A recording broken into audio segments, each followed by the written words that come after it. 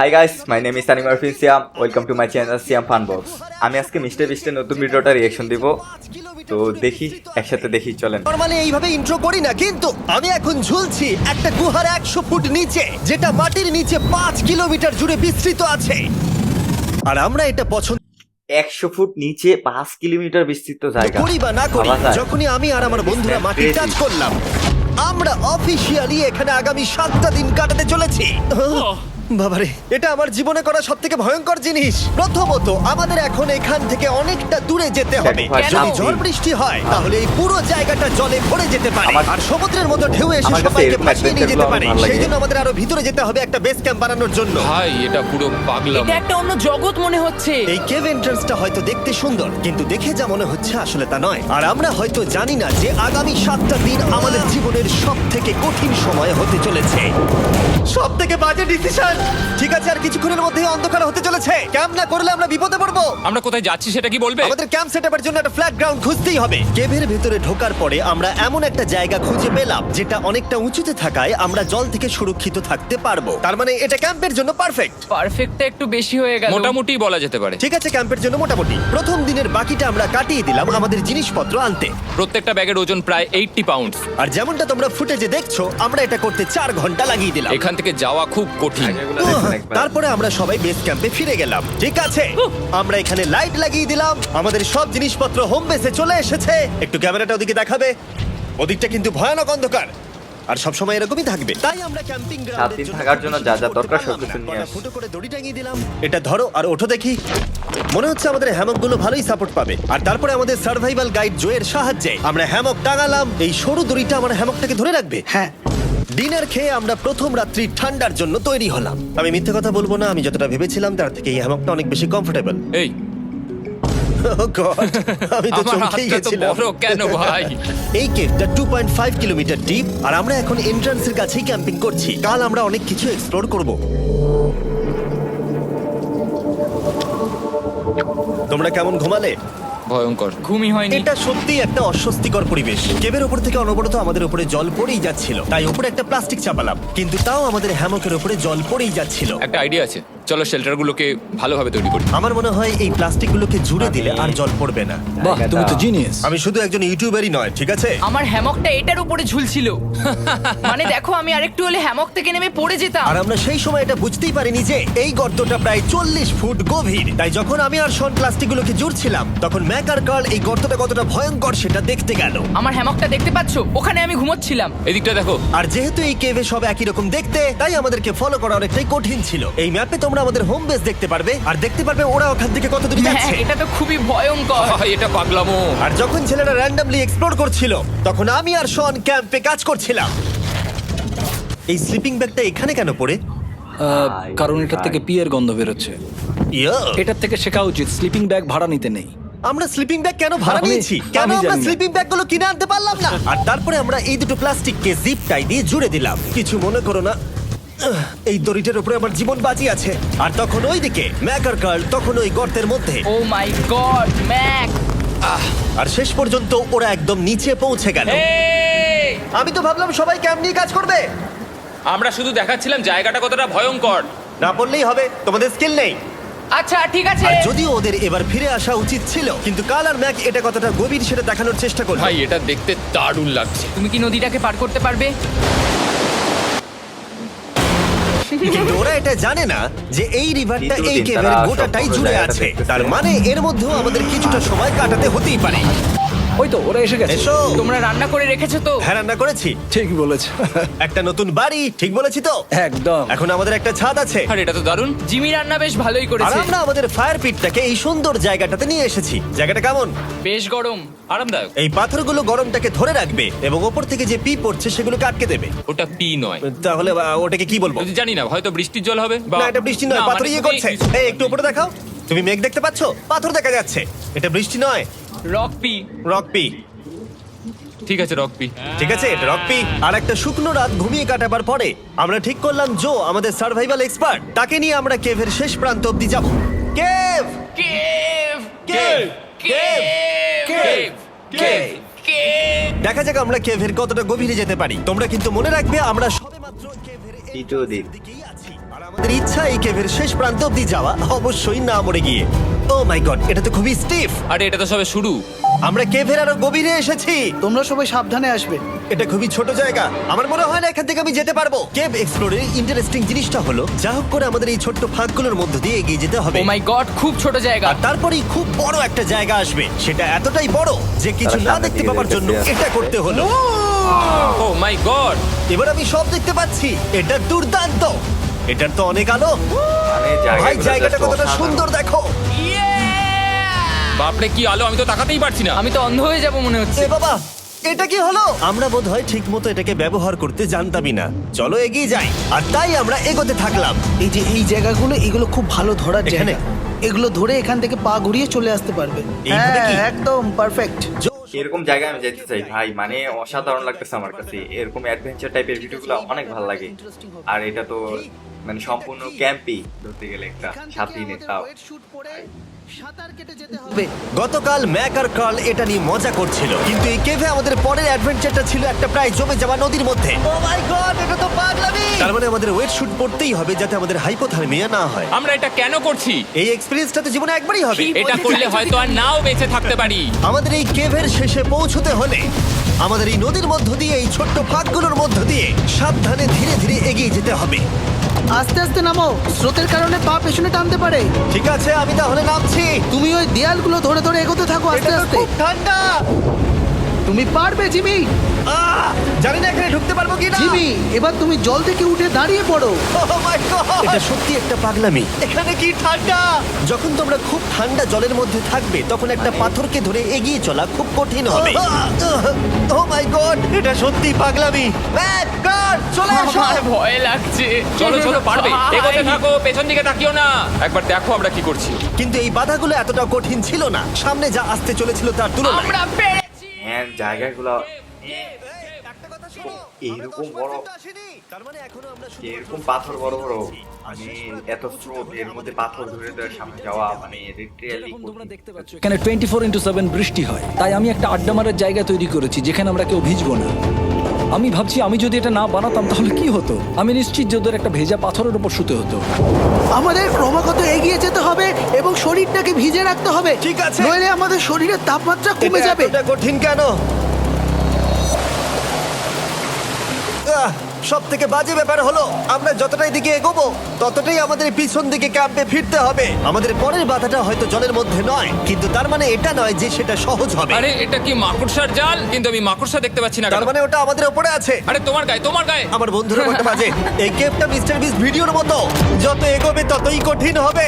সত্যি কথা বলতে যদি আমাদের সাথে জো না থাকতো আমরা মরেই যেতাম। আর 3 ঘন্টা পরে জো আমাদের জন্য একটা বাজে খবর নিয়ে এলো। জল অনেকটা বেড়ে গেছে আর আমরা অনেকটা সময় লাগিয়ে ফেলেছি, তাই আজকে আমাদের আবার ক্যাম্পে ফিরে যেতে হবে। আমি মানবো না। তুমি সেফটি এক্সপার্টের কথা অমান্য করতে পারো না। আমি এটা মানবো না। সত্যি কথা বলতে আমাদেরকে ফিরতেই হতো, কারণ এর আগে আমরা শুট করতে অনেকটাই সময় নষ্ট করে দিয়েছি। তারপর ফ্লেয়ার নিয়ে খেলেছি, তাই আমরা ফিরে যাচ্ছি আর এই মিশনটা আমরা পরের দিন আবার শুরু করব।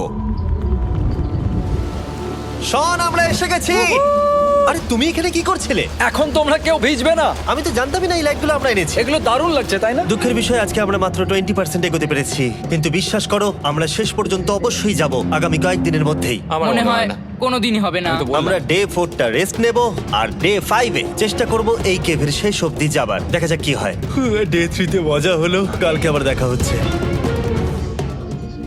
আর কেভের ভিতরে 3টে খুব বাজে রাত কাটাবার পরে পরের দিন সকালে আমাদের মাথায় শুধু একটাই কথা আসছিল। আমার একটা হট শাওয়ার চাই, তবে আমি এখন একটু শান্তি পাবো। ও, এখন শাওয়ার পেলে কিন্তু দারুণ হয়। আমি চান করিনি প্রায় 3-4 দিন হয়ে গেল। তোমরা নিশ্চয়ই জানো কেভের মধ্যে শাওয়ার করা সম্ভব নয়। আমাদের অনেকটা পথ হেঁটে সাবধানে আগের রিভার বেডের কাছে পৌঁছতে হলো। ও মাই গড! আমি আমার ব্রেনকে ফিল করতে পারছি। আমি এভাবে ব্রেনকে ফিল আমার করিনি। কপালটা জমে গেল পুরো। চলো ড্রোন দিয়ে মাথার চুলগুলো শুকিয়ে নি। এদিকে এসো ড্রোন। ও দাঁড়াও দাঁড়াও দাঁড়াও, এটা কিন্তু কাজ করছে। হ্যাঁ, দারুণ কাজ করছে। ড্রোন থাকতে হেয়ার ড্রায়ারের কি দরকার? আর চুল শুকানোর পর আমরা জয়ের সাথে জার্নির প্ল্যান করতে বসলাম। এটা কি? পাথরের ভিতর দিয়ে, এত গভীরে পাথরের ভিতর দিয়ে যাওয়াটা এটা রিস্কের বিষয়। বৃষ্টি কম হচ্ছে, তাই কালকে আমরা নিশ্চয়ই এই কেভের শেষে পৌঁছে যাব। এটা ভয়ঙ্কর হতে চলেছে। প্রথমে আমাদের কালকে যেখান দিয়ে গেলাম সেখান দিয়ে আগে যেতে হবে। জলের মধ্যে ঝাঁপ দিতে হবে এবং পাথর দেখে হাঁটতে হবে। এগুলো সবকটা আমরা যদি পার করতে পারি তাহলে আমরা গ্লো ওয়ার্ম চেম্বারে পৌঁছে যাব। কেমন দেখতে তুমি সেটা বলো না, আমি তোমাদেরকে সারপ্রাইজ দিতে চাই। তোমার মনে হয় আমরা পারবো? ওইসব বাদ দাও, আমরা ঠিক কালকে পৌঁছে যাবো। কালকের প্ল্যান আমরা চক আউট করে নিয়েছি। আমরা রেস্ট করছি আর ফেস্টিভ্যাল স্মোর্টস খাচ্ছি আমাদের এনার্জি রিগেন করতে। সবাইকে চিয়ার্স। Yippee! জো এই প্রথমবার ফেস্টিভ্যাল ও, স্মোর্টস দারুণ। খাচ্ছে। জো সত্যি কথা বলবে। এটা দারুণ, তাহলে ভালো লাগলো? দারুণ লেগেছে। আমরা এই চকলেটটা আগে কেন বের করিনি? এটা এমনি চকলেটের থেকে 10 গুণ ভালো খেতে। সত্যি কথা বলতে তোমরা যদি ফেস্টিভ্যালের সাথে স্মোর্টস ট্রাই না করে থাকো তাহলে তোমরা মিস করছো।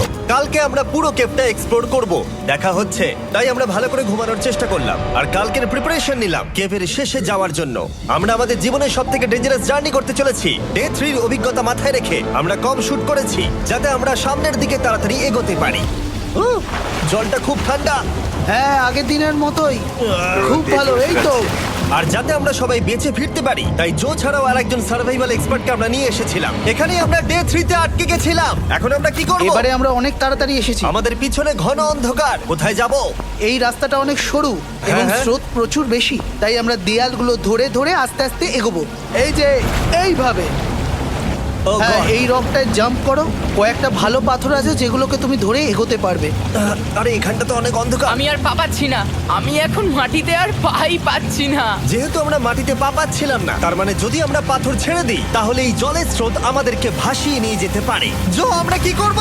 আমি এটা ধরে এসেছি, তুমি এটা ঠিক আছে, ধরো। আমি তো দেখতেও পাচ্ছি না কোথায় যাচ্ছি। জো, স্রোত আমাকে ভাসিয়ে নিয়ে চলে যাচ্ছে। আমি করবো তুমি কি করে? পারবে, পারবে। শুধু মুখটা এখান থেকে ঢুকিয়ে দাও, আমি হেল্প করছি। এখানে আমি ঢুকবো? হ্যাঁ, এই গর্তের মধ্যে। এই তো, খুব ভালো। এটা আমার জীবনের সব থেকে বিপজ্জনক অ্যাডভেঞ্চার। আমরা এখন কেভের অনেক গভীরে চলে এসেছি আর এবার আমাদের সামনে প্রথম বড় বাধা।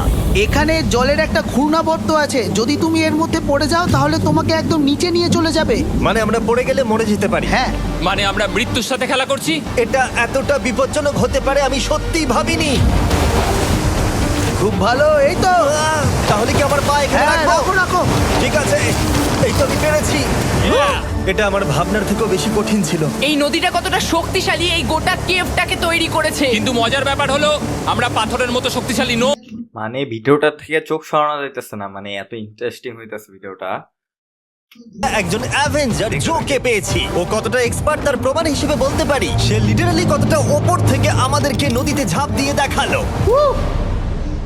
ও মাই গড, এটা পাগলামি। কে বললো এটা পাগলামি?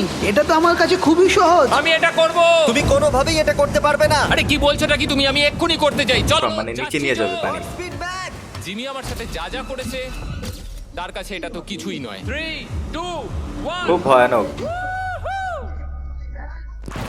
মানে স্রোত দেখো ভাই, মানে তুমি করবে? না, আমরা না এগুলো শেষ পর্যন্ত যেতে পারবো না। খুবই ভয়ানক ভাই। আমাদের নিচের দিকে যেতে হবে। আমরা সবসময় স্রোতের উল্টো দিকে কেন যাই? এখন শুধু আমি ভেসে ভেসেই যেতে পারবো, আর কিছু না। এই জলের তলায় অনেক ধারালো পাথর আছে, তোমরা সেগুলোকে দেখতে পাবে না, তাই সাবধানে পা ফেলবে। ও মাই গড। আবার এটা গভীর আরে হচ্ছে। আমার পা তো কিছুর উপরে রাখতে হবে। ছোট পাথরগুলোই একমাত্র বাধা ছিল না। মনে হচ্ছে আমাদের প্রতিটা পদক্ষেপে। ভাই, আমি কিচ্ছু দেখতে পাচ্ছি না। ভাই মানে এবং আরো সরু। আর তখন আমরা জানতাম না যে আমরা ফিনিশ লাইন অবধি পৌঁছতে পারবো কিনা। ও, আহ।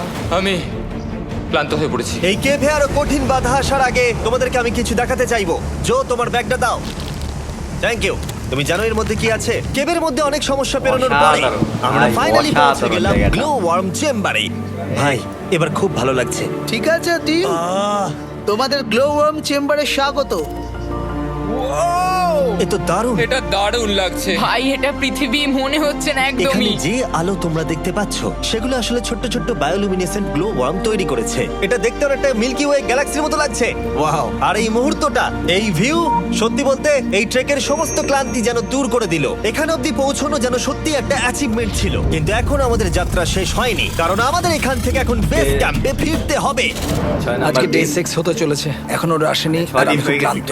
আমার মনে হয় না আমি ভালো করে ঘুমোতে পারবো, ওদের জন্য খুব চিন্তা হচ্ছে। এই ট্রিপটা অনেকটাই সহজ ছিল কারণ আমরা স্রোতের সাথে ভেসে ভেসে যাচ্ছিলাম। আর যেহেতু তোমরা এই ট্রিপটা দেখেছো তাই আমরা এটাকে স্কিপ করলাম। কিন্তু সত্যি বলতে এই জার্নিটাও অনেকটা বেশি সময় নিল, কারণ আমরা ক্যাম্পে পৌঁছানোর আগেই 6 নম্বর দিন চলে এলো। শন, সবাই ঠিক আছে তো? আমার খুব চিন্তা হচ্ছিল। Happy day 6। ডে 6 খুব ভালো। এনার্জি বাড়াতে আমরা আগুনের উত্তাপ নিলাম এবং ফাইনালি আমরা কিছু খেতে পেলাম। এটা খুবই অ্যাডভেঞ্চারাস ডে ছিল। কালকে দেখা হচ্ছে। মানে আজকেই হয়তো এটা হয় ডে কোনোদিন 6 হবে না। নাকি আজকে, না আমি জানি না। এত বড় ট্রেক সম্পূর্ণ করার পরে শারীরিকভাবে চূড়ান্ত ক্লান্ত হওয়া সত্ত্বেও জানি না কেন কিন্তু আমি একদমই ঘুমাতে পারছিলাম না। মিস্টার বিস্টের সবগুলো ভিডিও থেকে এটাই অনেকটা কঠিন ছিল মিস্টার বিস্টের জন্য। মানে আসলে এই ভিডিওটা অসাধারণ হয়েছে, মানে খুব ভয়ানক। আমি 7 দিন সলিটারি কনফাইনমেন্টে কাটিয়েছি, কবরে কাটিয়েছি, 7 দিন রাফটে থেকেছি, কিন্তু সত্যি কথা বলতে এটা সবার থেকে বেশি কঠিন ছিল, কারণ সব সময় ভিজে, ঠান্ডা, প্রত্যেক মুহূর্তে এই পাথরগুলো শরীরে ব্যথা দিচ্ছে। সময়টাই এই কেপটা দুঃস্বপ্নের মতো ছিল, কিন্তু তোমার আর আমার মধ্যে জিমি গার্ড, আমাকে দেখতে পাচ্ছো? এটা পৃথিবীর সবথেকে উজ্জ্বল টর্চ। মজার মুহূর্ত অনেক ছিল। মাটির নিচে 300 ফুট গভীরে অভিযান চালানো থেকে আমাদের সবাই মিলে হ্যামক নিয়ে হাসাহাসি করা সবকিছুই অভিযানের অংশ ছিল। যেহেতু আমাদের সঙ্গ দারুণ, চলো তিমির মতো আওয়াজ করো। তাই এই ভিজে ঠান্ডা পাথুরে অদ্ভুত কেভের ট্রিপটা ভাই জায়গাটা আমার অনেক ভালো লাগছে। আজকে 7 নাম্বার দিন।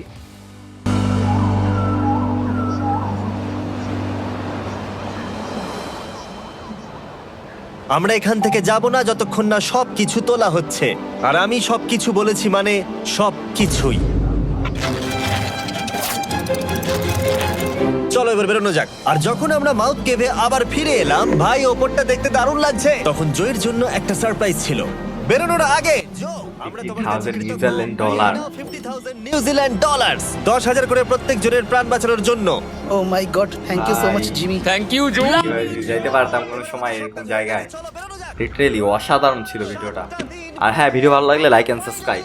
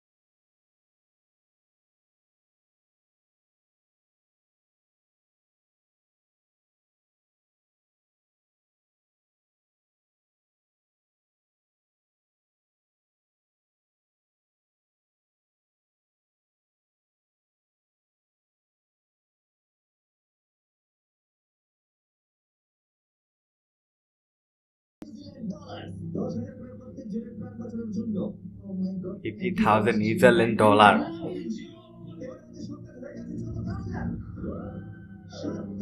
ভাই এভাবে যদি যাইতে পারতাম কোনো সময় এরকম জায়গায়। লিটারেলি অসাধারণ ছিল ভিডিওটা। আর হ্যাঁ, ভিডিও ভালো লাগলে লাইক এন্ড সাবস্ক্রাইব।